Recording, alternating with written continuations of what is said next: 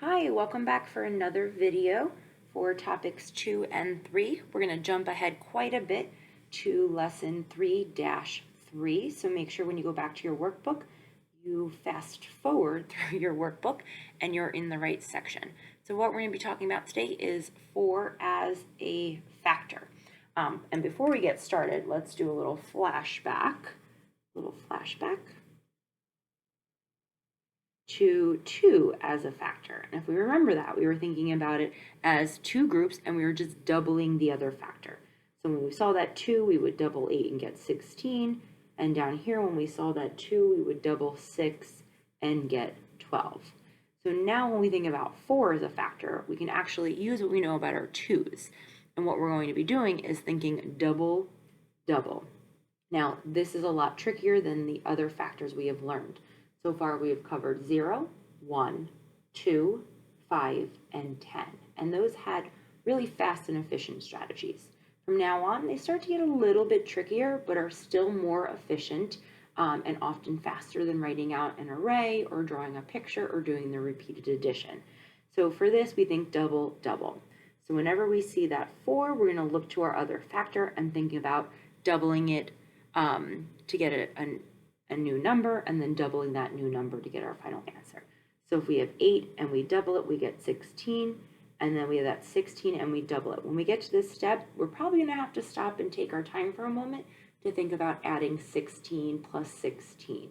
And when we do, we get our answer of 32. So 4 times 8 is 32. Let's take a look at it. Again, this will require some practice. So here I have 6 times 4, and I can think of it as 4 times 6. I see that 4, and I want to double that other factor. So when I take 6 and I double it, I get 12, and when I double 12, I get 24. And again, the second step will require us to kind of stop and do some mental addition, but as long as we take our time, we'll be okay. So let's take a look at 4 times 5. Now in this case, I see that 4, and I can do double to the 5. Now, in reality, if I ever saw a 5 there, I would immediately go to my skip counting because 5s are really easy to do that way. But for the sake of practicing, let's try it with the double strategy. So 5 doubled is going to give us 10, and then 10 doubled is going to give us 20, which is the same thing I would get if I skip counted by 5s 4 times. 5, 10, 15, 20 would land me at the same product. Down here, 4 times 9, this would be a great strategy to use for our 4 times 9. So here we go.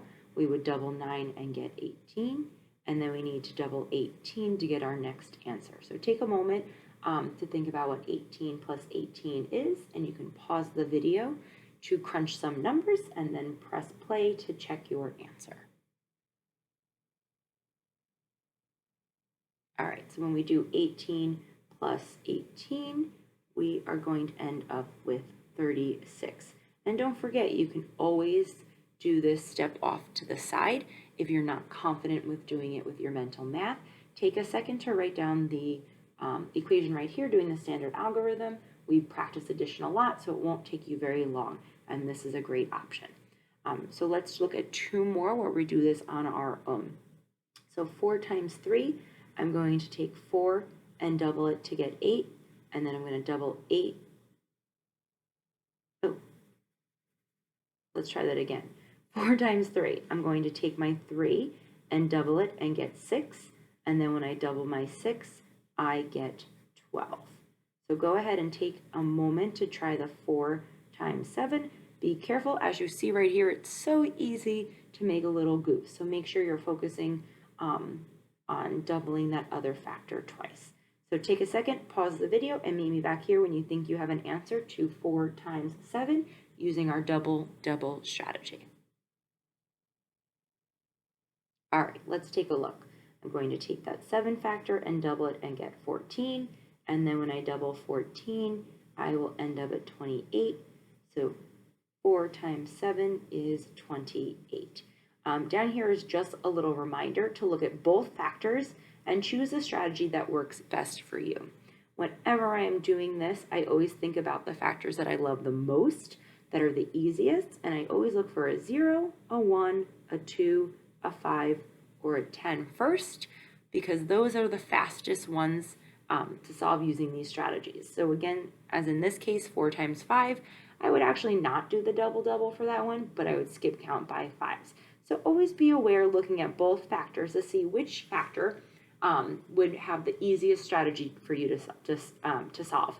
And you will have different opinions. Some of them will be easier for you, while others will be easier for your friends. But always choose the one that you think is going to work best for you.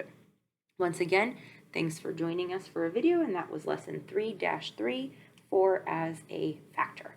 Have a great day. I'll see you back here soon.